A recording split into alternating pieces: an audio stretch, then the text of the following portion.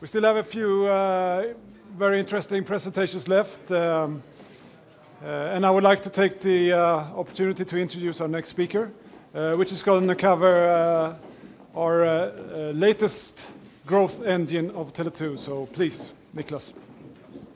Thank you, Lars.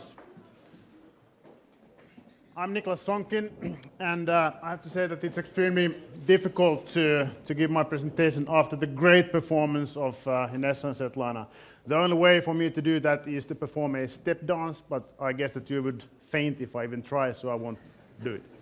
Instead, I will hopefully give some interesting insight and stimulating numbers and other facts of Kazakhstan, which is our latest market. As you know, we acquired 51% of a company called Neo in 2010. That's 33 months ago when we closed the deal. And after that, we have done many things. First of all, we have built a almost totally new network. We started with 700 base stations, swapped all that, and had roll out to the whole country. We have also changed the management. We have a completely new management team. We have first reduced the amount of staff from 400 to 300, and then increased that to more than 600. So basically hand-picked all the employees what we have in the country. We built out a regional organization. Before we had only people in Almaty, now we have in all regions, and we are growing rapidly. What has happened since the last Capital Markets Day?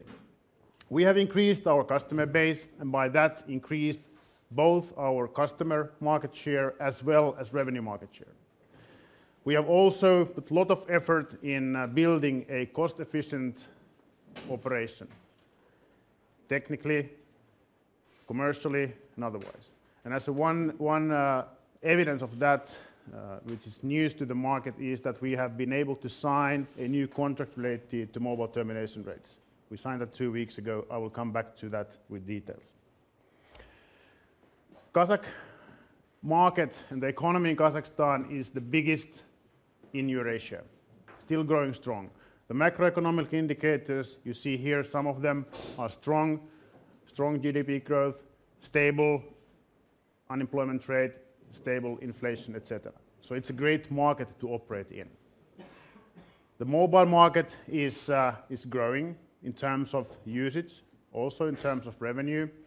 The penetration is close to 160%, but as it has been a duopoly market, it's a great opportunity for a third entrant like Tele2 to go in, be the attacker, and win customers.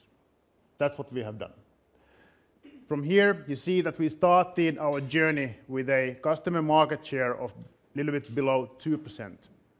We had 300,000 customers only in April 2011, when we still had the Neo brand in the country. Gradually, we started to launch Tele2 brand region by region. We used the Russian launch model in a very successful way, and currently we have a market share more than 12%. And I consider that to be a quite good achievement in a little bit more than 1.5 years. From all the net adds in the market, we have got in the recent quarters between 30 and 50%. And you can see from this chart how the competition is doing there. So we continue to grow. We outperform the market in terms of net intake, and by that we gradually but quite rapidly increase our presence market share, not only in customers but also in revenue. Here you can see the development of our revenue and customer market share. I will not comment on the competitors' performance, but you can see from these charts how they are doing. We are growing. It's very important for us to grow in revenue because we know that that's the only way to reach profitability.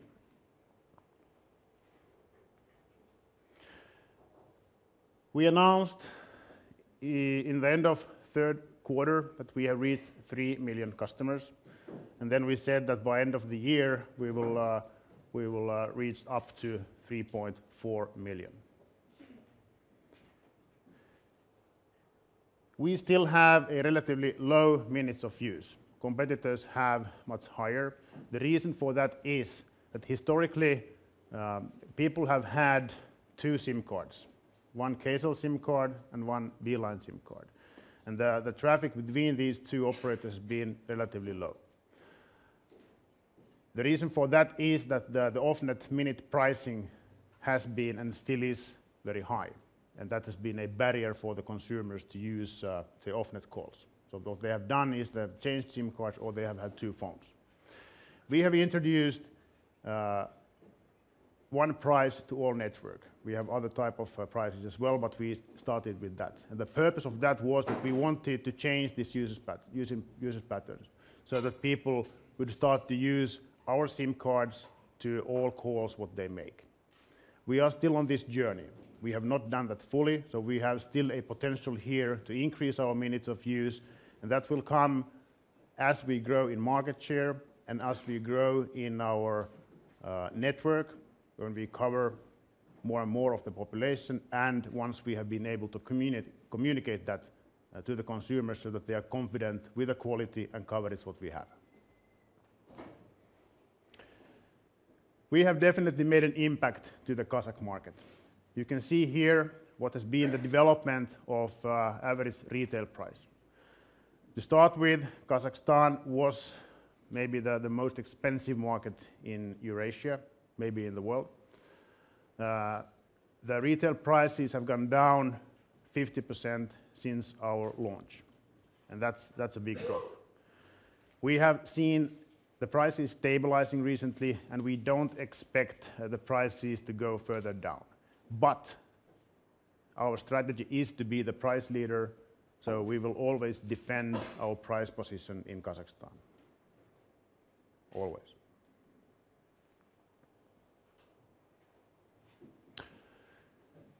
We have promised to the market that we will break even on EBITDA level during second half of next year.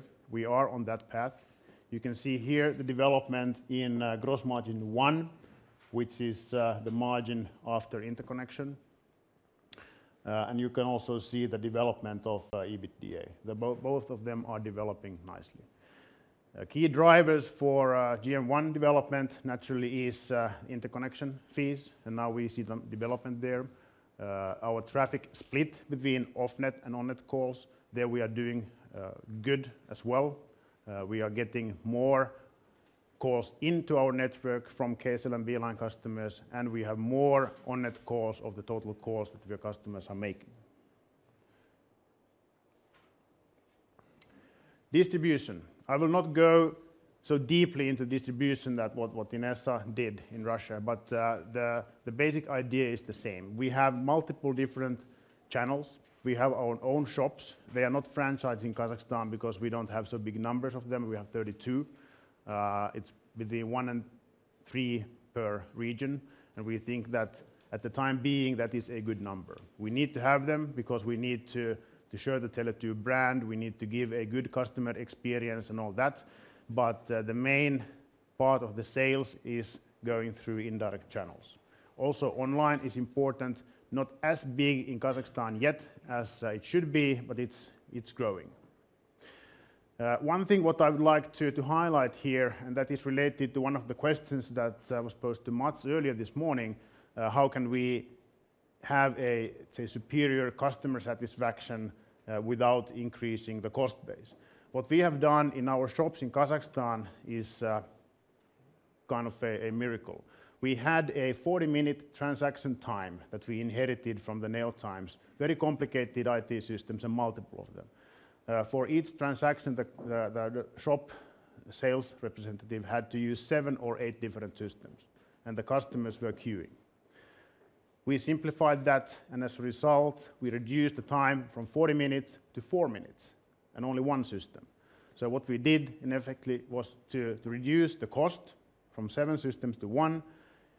We improved dramatically the customer experience, and we increased the throughput capacity of the stores. So we can sell more, we have happier customers, and lower cost base. That's the way how we plan to do that in other places as well. Customer satisfaction on a very high level, and here the scale and the way how we measure this is a little bit different from Russia. You saw that Russia was 85, it's still the best in the group. Here we have 95, but the measurement is done in a little bit different way. But nevertheless, extremely good customer satisfaction, not only in call centers, but also in shops. And we measure that across all the touch points where we meet customers, and we are beating our very high targets what we have. Also worth mentioning that the average answering time for customer calls is a little bit more than 25 seconds. And that's, I would say, a quite decent and good number. The average handling time being 2 minutes, also quite good. I would say that this is quite close to being a world-class operator when it comes to the customer service. Still have lots of areas to improve, but we are definitely on the right path. This is news. You haven't seen this before. This is regional market share. We have 14 major regions and then 2 big cities on top of that. The biggest single market in Kazakhstan is Almaty region, and there we have already now more than 20% of the customers. 20%. I would say that's a quite good achievement in 1.5 years. We have decided to focus our efforts in the first year and 2 years to certain big opportunities. And that's why you see a little bit different development across all the regions. But in the regions where we have more than 10% market share, it's 47% of the total population. So we basically cover half of the population with more than 10% market share. And it's growing. Going forward, we will naturally focus more on those regions where our market share is not yet that big and simultaneously continues to grow in the 6 big regions.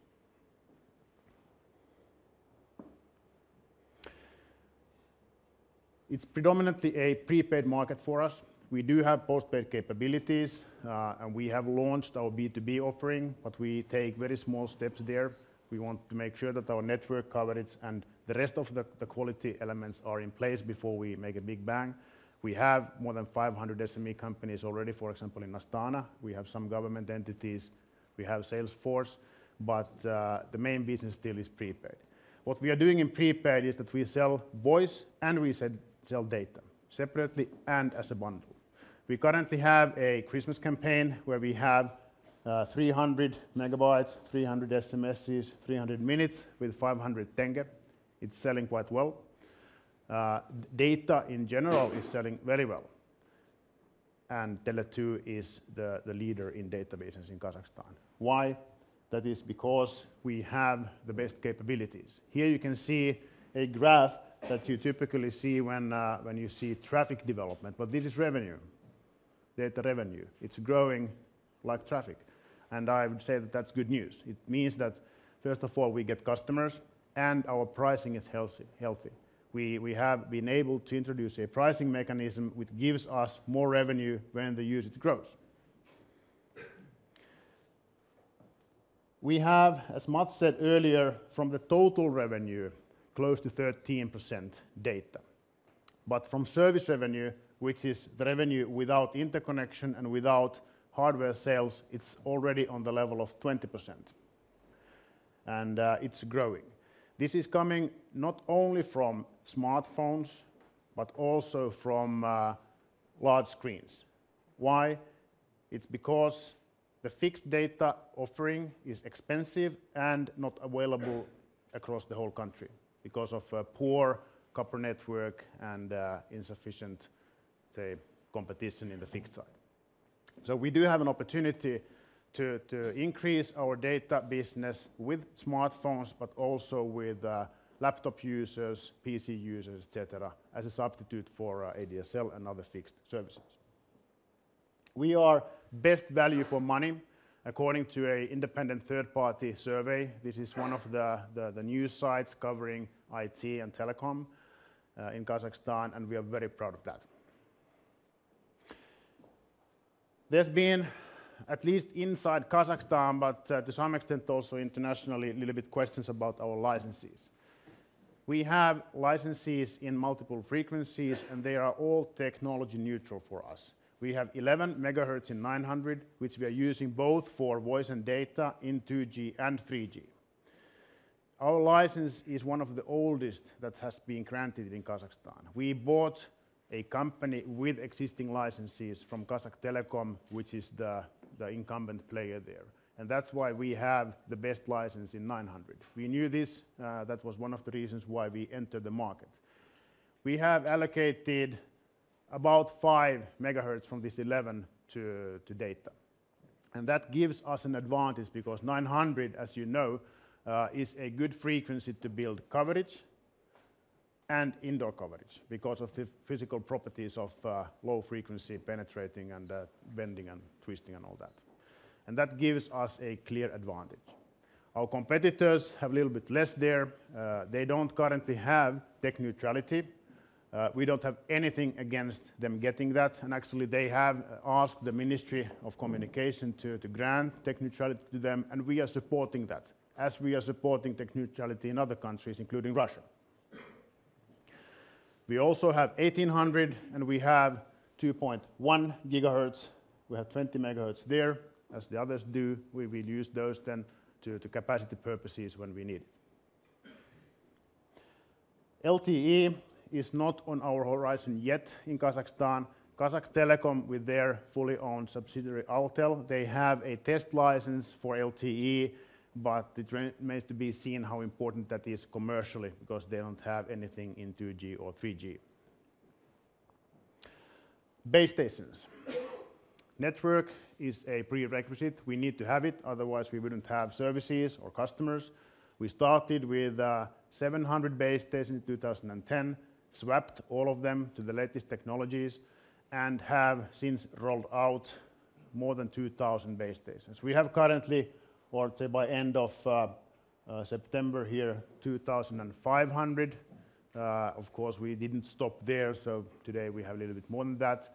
With that, by end of the year, we will have about 80% population coverage, and our goal by end of 2015 is to cover 92% of the population. Geographical coverage in Kazakhstan doesn't mean anything because the population is concentrated to big cities and municipalities, and a lot of the country is empty. We also have erected big masts. We will cover the main roads, etc., so that we are competitive in that regard as well. Mobile termination rates. There is no regulation in Kazakhstan, really. The Ministry of Communication is the de facto regulator. There's no independent regulator, and that makes it a little bit difficult for us to get a level playing field. What we have done is that we have negotiated with our competitors. We have also worked closely with the Anti-Monopoly Office as well as the Ministry of Communication in order to get some development here. And I'm proud to announce that 2 weeks ago we signed an agreement with Beeline and Kcell about MTRs for 2013, 14 and 15. And it came into force immediately at the signing, 27th of November this year. Those new MTRs are here on the map. It's 13.02 tenge for today and next year, and then it goes down approximately 15% 2014 and 15% 2015, resulting in 9.4 tenge a minute. The traffic split between incoming and outgoing is developing. You see it from here, and we expect that to further improve to our advantage. But we continue to be a net payer, at least for the next coming years, which is natural, as being the smallest. Our focus in regulation will now move to number portability. The ministry has said openly and publicly that they support number portability, but they have not made any decisions yet how to do that or when to do that. They have appointed a consultant, it is Ernst & Young from Moscow, to investigate that and make some proposals, and we are participating in that, helping them to come up with good ideas and good solutions. We expect that to take some time, as it always does, but eventually come, and that would be very beneficial to the consumers and naturally to Tele2. Employee satisfaction.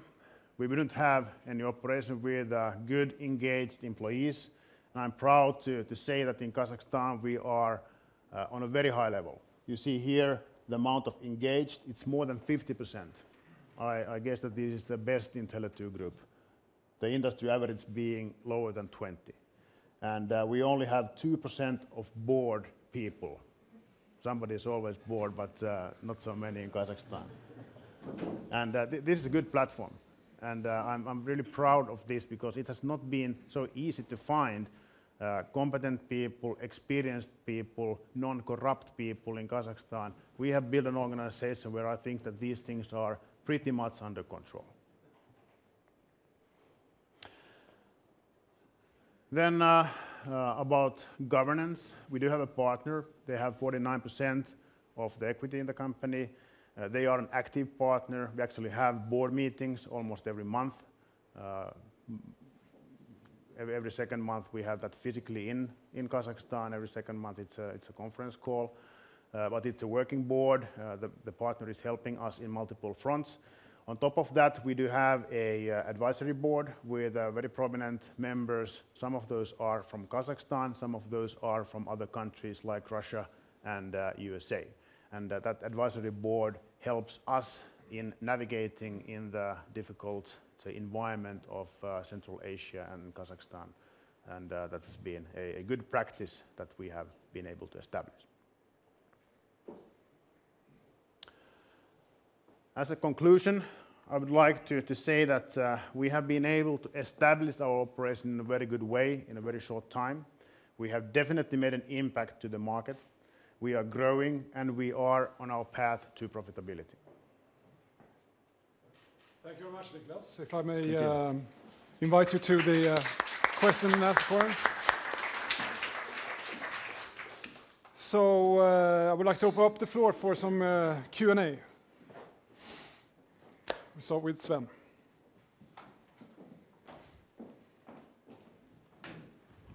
Yes, you have some plans for, profitability. And what is included in that plan? What kind of MTR have you calculated with? And how does the new agreement cope with that plan? Okay, thank you, Sven. That is, when it comes to our, we have, as you might recall, said that we will reach EBITDA break-even by second half next year. And our plan to reach that, what is that based on?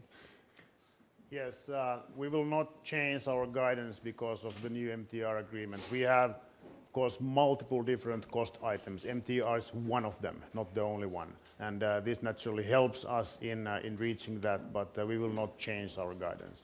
It's very hard to say what happens with the retail pricing, for example, because of this agreement, so we'll want to be on the safe side. Would we been able to reach break-even on the old MTR situation? Yes. Okay, so then we take another question. We take Jacob. Hi, Jacob Bluestone from Credit Suisse. Would you be interested in raising your stake, and is there a path for you to increase your ownership? So the question is, can or will we raise our ownership in Tele2 Kazakhstan? Well, we have a shareholder agreement and we have announced that publicly. We have a call option and our partner has a put option, but currently we don't have any plans to exercise that. And our partner, according to what I've spoken with them recently, they don't have any plan to exercise their put option either. And we are very satisfied with this current situation because it's much easier for us to operate in the country when we have a reliable partner. So next question. Take that. Hello, this is Ole Petter from ABG Sundal Collier. If I saw correctly, you showed a graph displaying that the gross margin was about 30% or so.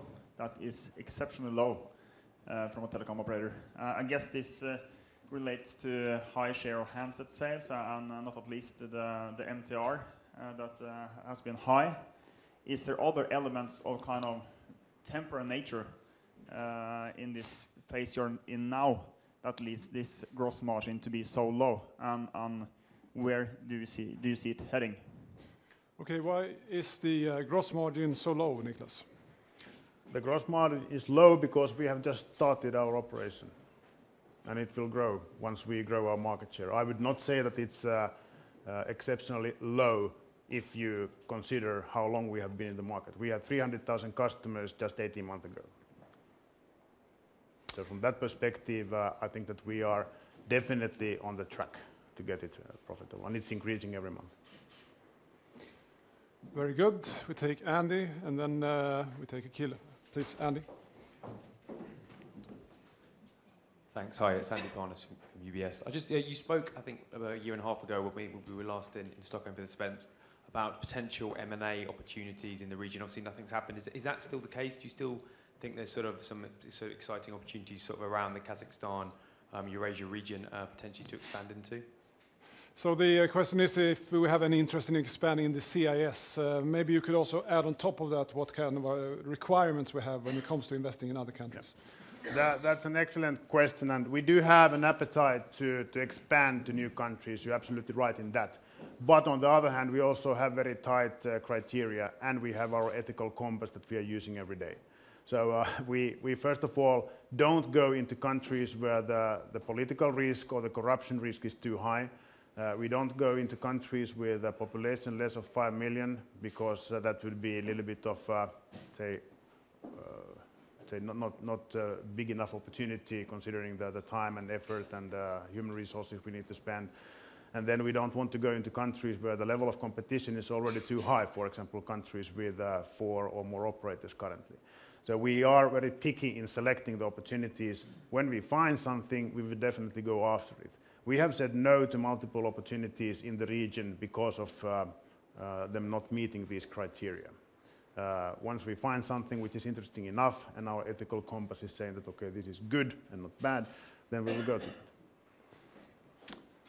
And then we take Akil as well. You have it there. Thank you. Yeah, hi. Just in terms of your comments earlier on the gross margin profitability, I just wondered if you can give maybe a bit of granularity on the regional differences, because as you highlighted, there's a lot of regional difference in your market shares.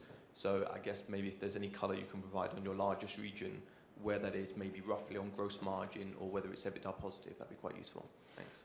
So the question is if we can give more granularity on gross margin region per region basis. I think there are 16 regions in Kazakhstan. Is there anything you could share there, Niklas? Well, we are not disclosing the regional financial KPIs, but I can say that there is definitely a correlation between market share and profitability. Yes, that was a revelation, but let me take Lena. Just to follow up on the termination rate cuts, I was wondering when you take down termination rate now to 13 tenge, how much does that do to your OPEX? How large share of your cost base is termination costs? So the question is how large part of our total operational cost base is then related to mobile termination rate? Well, I know the answer exactly, but unfortunately we have not disclosed that previously, and we decided not to make those type of disclosures today. So I have to come back to that once we have had an internal discussion whether we should tell it or not. Yes, yeah. But when it comes to it, I mean, if you look at Niklas, where termination rates have been, how do you look upon it? Will this have any impact on end user pricing due to mobile termination rates coming down? Well, from our perspective, the wholesale prices and the retail prices are totally detached from each other. We entered the market with a certain commercial plan and idea, and we entered the market with low prices, which were much lower than the termination rate at that time. The retail prices are still lower than termination rates, but that is the case in quite many markets where we are. For us, it is a cost, and what we do in the retail side is another thing. So we don't plan to reduce our retail prices because of this.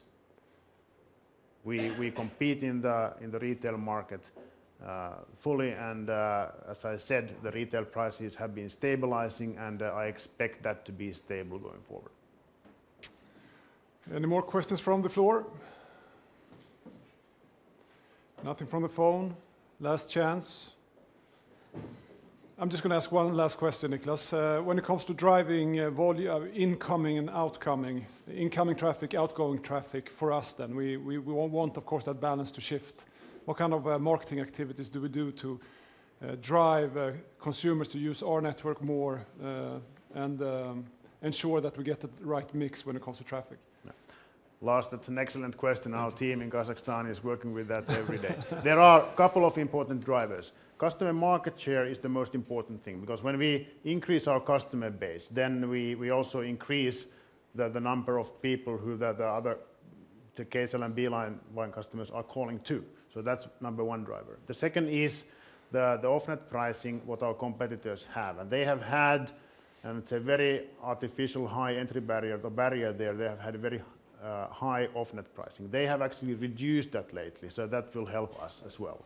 And then, say, by getting the customers and consumers to understand that our pricing is fair, that we have actually good off-net prices, we don't have hidden fees, and we are very transparent and honest in our prices, that will further drive that development, because we get customers who are then, say, calling to other networks. But the key thing is to change the old pattern that customers and consumers have had there to change SIMs and phones every time they call somebody to other network.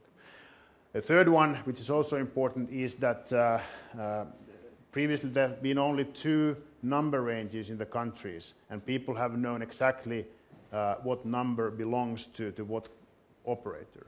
We have blurred that a little bit. We have 2 number ranges now what we are using, and there will be more. So it will be more difficult for the consumers to know exactly what number belongs to which operator. And once we get number portability, that will be impossible. So that will then definitely break that in the future.